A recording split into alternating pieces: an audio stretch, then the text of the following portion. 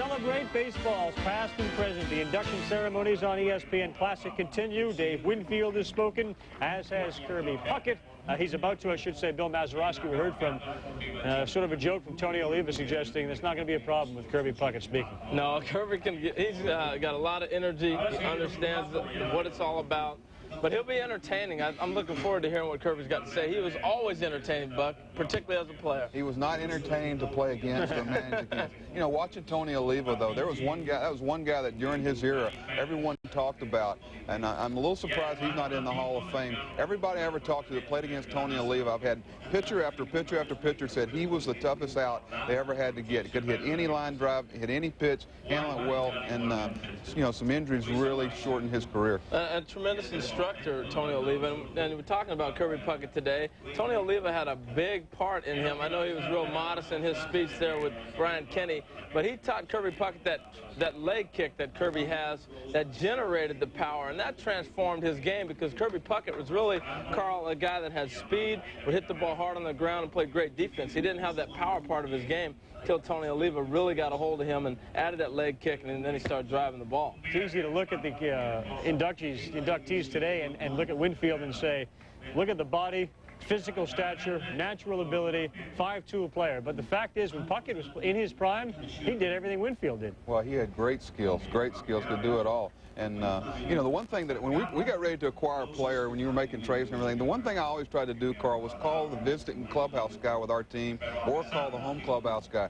You can't fool those guys, you know. And the way Kirby Puckett treated people who could be of no possible use to him, the ushers, the parking attendants, the clubhouse guys, they always had something great to say about him. And it's a great, I've let out a secret, that's how you trade for players, call the clubhouse guys. Well, absolutely. I mean, that's important to be a people person, but I think also, back to the baseball part of Kirby Puckett, the way he played the game with aggressiveness, the great throwing arm, the intelligence, he was tremendous. I'm going to turn it back over to you, Mr. All right, let's get a feel for what Kirby Puckett was able to do on the field, and he only played for 12 years. The center fielder, number 34, Kirby Puckett. Kirby leaps and grabs it. He got it.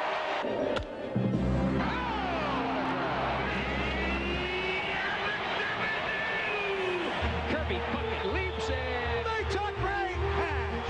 Holy Toledo. The Twins go to the 7th game. Touch them all, Kirby Puckett. I'm just here to tell Lou Gehrig that tonight, Kirby Puckett's the luckiest man in the world.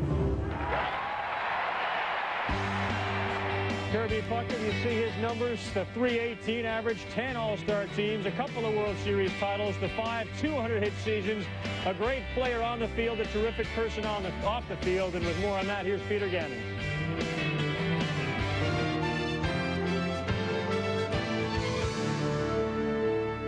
The center fielder, number 34, Kirby Puckett. Kirby Puckett was only 34 when blurred vision in his right eye cut short his brilliant career. During his 12 seasons with the Twins, he had 2,304 hits, a .318 average, 1,085 RBI, and 2 World Series rings. Yet, true to his ebullient self, he never felt sorry for himself. I had to quit the game that I love. I had to be retired out of the game. I didn't get to go on my own terms, but I just thank God that I played the way that I played those 12 years previously, that when I had to get out of the game, I could look in the mirror still to this day and just say, you know what, not one day did I walk on the field and take this game for granted. Everybody has probably a sad song to sing. You won't hear Kirby sing it, and I think that's also what makes him a little bit special. That's just the way he is. He was a guy I liked, he was a guy I respected, and he's a guy that performed. He's a person who loved his craft. And, you know, as much as anybody, Kirby is Minnesota Twins. He was one player that I can honestly say, you know, played the game the way it was supposed to be played, and made sure that when the umpire said play ball, that is what he did. He went out and he played ball, and he played it about as hard as anyone. I never set out to win gold gloves or do this or do this. Those just came from me just playing the way that I played. The only way that I know how. Ever since I was 5 years old, this is what I wanted to do. And I did it the way, if I had to do it all over again, I wouldn't change a thing. He never cared that his rain barrel puck body was once mocked. So many people told me that I would never play professional baseball. So many people told me I was too short. I couldn't do this. I didn't hit with power. I didn't do this. I would never be able to do this. And I'm here to say to them, you were wrong. And he never forgot where he came from. You talk about a kid that grew up in the projects, you know, in a place where the police dubbed the place, a place where hope died. I wasn't going to be a product of my environment. I wanted more out of life. I knew that I had a special something about me, and I wanted to get to experience that. No player who began his career in the 20th century amassed more hits in his first 10 seasons, but it was his boundless enthusiasm, Puck being Puck, as teammate Bob Tewksbury once put it, that his teammates remember more than any time he went over the wall or homered. He was a superstar who considered himself no different than a utility man like Al Newman, and he loved life in the clubhouse. He might have loved the clubhouse more than playing. He just loved that atmosphere, the kibitzing, the fooling in the clubhouse, the camaraderie in the clubhouse. That's why he got here so early. I really think he loved walking in that door. He just made everybody around him, you know, happy, put a smile on your face, and I think any time that you're happy, you play better. He made it a good place to come to work. He really did. He made it fun to come through that door each and every day. Kirby's signature day was one of the greatest performances in a World Series. The Twins had come back for the 6th game of the '91 series, down 3-2 to the Braves.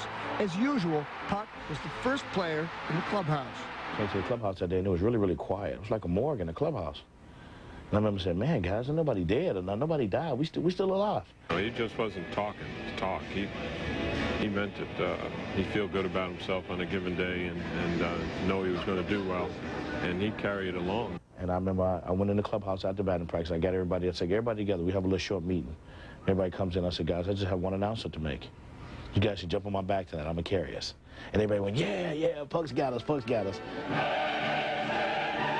Puckett had 3 hits that night. His leaping catch in the 3rd inning off a Ron Gant drive to the fence kept the Twins alive. In the 11th inning, his home run off Charlie Leibrandt won the game 4-3 and pushed the series to a 7th game. The following night, Jack Morris won 1-0 in 10 innings, and Puck was on his way to Cooperstown. That's why he was a leader, and that's why he's in the Hall of Fame, because he was able to help his teammates. He made everybody around him better. That was Kirby Puckett.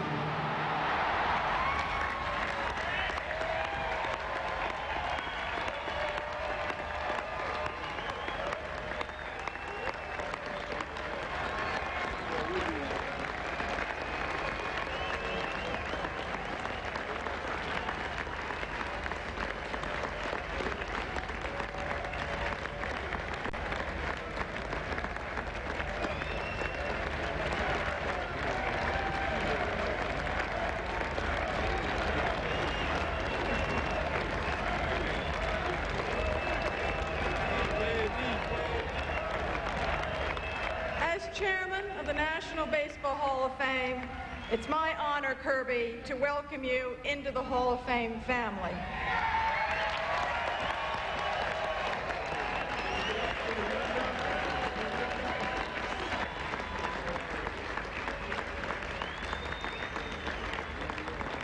If I could ask Commissioner Seelig back to the podium to read the inscription on Kirby's plaque.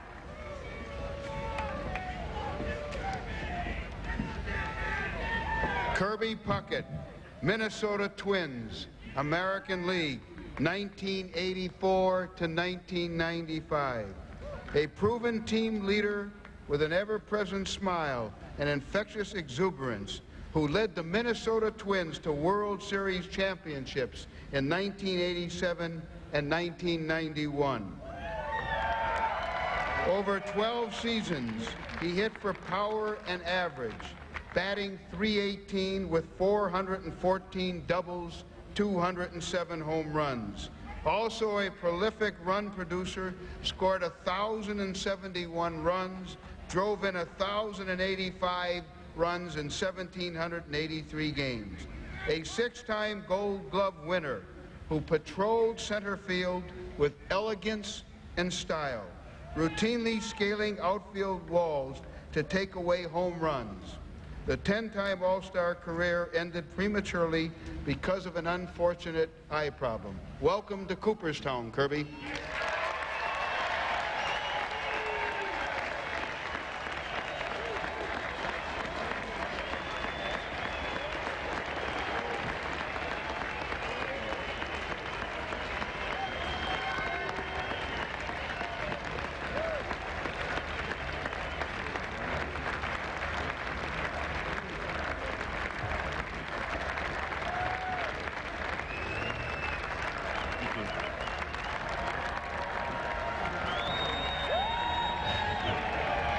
Thank you.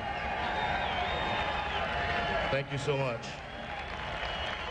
Before I get to a few words I prepared, I would like to thank Commissioner Seelig, the organizers here at the Hall of Fame, and all these great players for being here with me today. Particularly my fellow inductees, Dave Winfield, Mr. Mazeroski himself, and to the family of Hilton Smith. I'm overwhelmed by the number of great fans who have traveled all the way from Minnesota or wherever you came from. You are the best. I also see some of my former teammates out there. It's awesome that you guys took the time to be with me today. When I asked my family for advice about my talk today, they were quick to tell me to keep it short, so I will.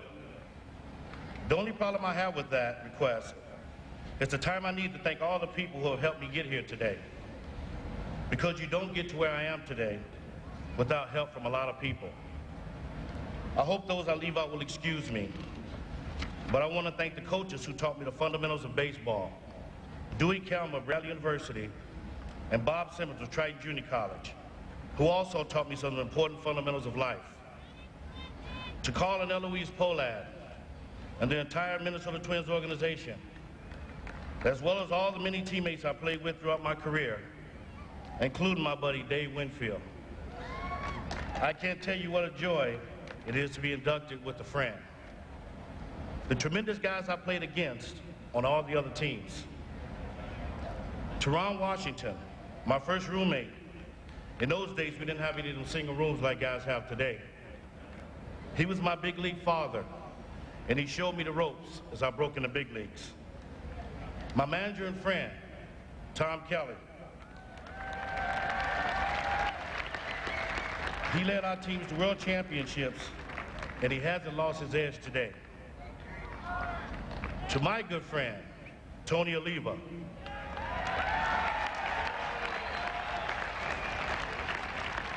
An awesome hitter who helped me to become a better hitter with his tremendous knowledge of this game. I hope to be here next year listening to you give your induction speech, Tony. I love you.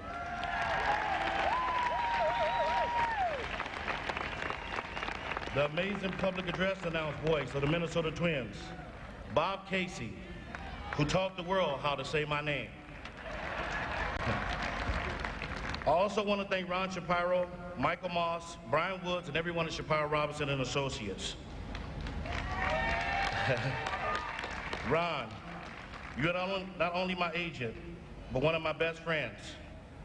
You've taught me so much about life and how to treat people. And I want you to know that I love and respect you very much, Ron. Thank you so much. To my mom and dad, and I'll talk more about them later. To my brother Ronnie, who's here. My sisters June, Francis, and Jackie, all my sisters and brothers, who follow my mom's orders to never let their little brother's clothes get dirty. I was the cleanest kid in the ghetto. And most importantly, my beautiful wife, Tanya, who has been there with me through a lot of the highs and lows of my career, and who has taken such great care of our life's greatest blessings, my babies, Catherine and Kirby Jr.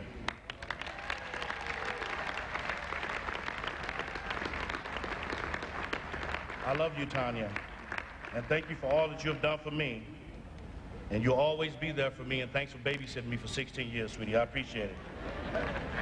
And to Catherine and Kirby Jr., you will never know how much your daddy loves you. I had a lot of help getting here today, and some great role models along the way. My on-the-field heroes were the great Ernie Banks, Billy Williams, and Willie Mays. I wanted to be like them on the field, and I'm so damn proud to join them in the Hall of Fame.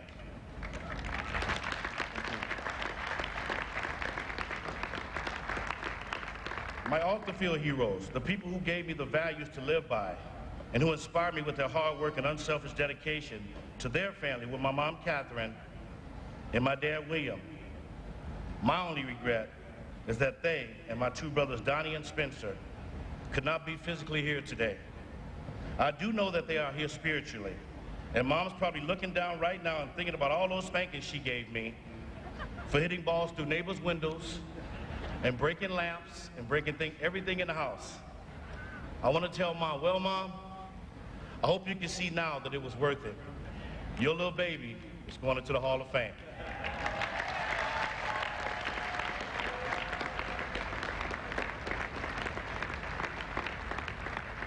There may be a few people out there who remember a time when the word on Kirby Puckett was that he was too short or didn't have enough power to make it to the big leagues. Well, despite the fact that I didn't get to play all the years that I wanted to, I did it. And to any young person out there, if anyone tells you you can't do what you want to do and be what you want to be, I wanted to play baseball ever since I was 5 years old. And I want you to remember the guiding principles of my life. You can be what you want to be if you believe in yourself and you work hard, because anything, and I'm telling you, anything is possible.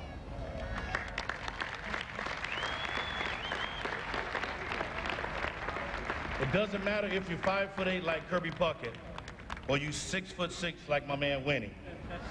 You can do it. And don't feel sorry for yourself if obstacles get in your way. Our great Twins World Series teams faced great odds, and we beat them. Jackie Robinson faced odds that made this game truly the national game. And I faced odds when glaucoma took the bat out of my hands. But I didn't give in or feel sorry for myself. I've said it before, and I'll say it again. It may be cloudy in my right eye, but the sun is shining very brightly in my left eye.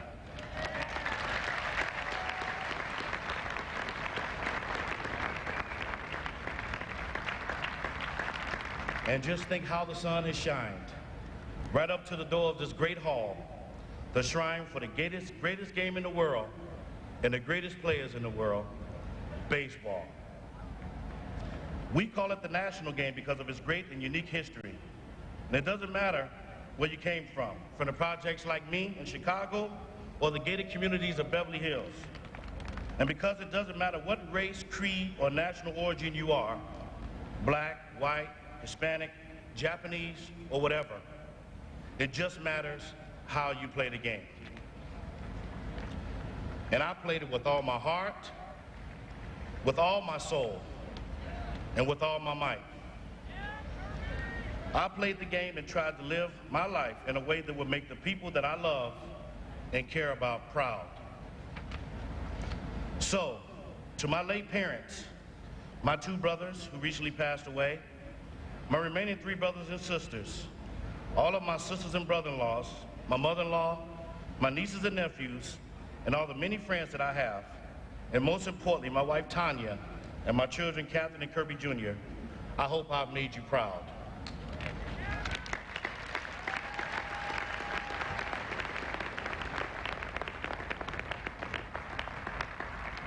I have been blessed with so much and so many to be thankful for. And I have been blessed to play the greatest game for the greatest fans in the world. And I now join the greatest players in the Hall of Fame. For all of this, I say thank God, thank you. Love you all, thank you.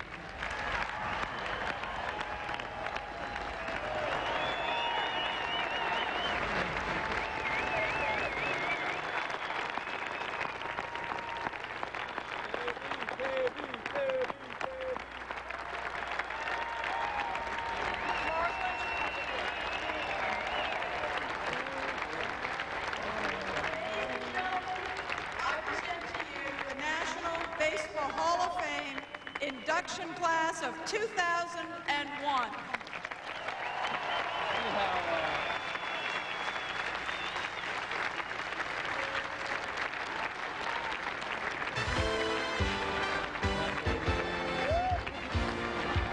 there you see him, folks. The class of 2001, left to right, Bill Mazeroski, Dave Winfield, the son of Hilton Smith, DeMaurice Smith, and Kirby Puckett. We'll hear from all of them when we come back.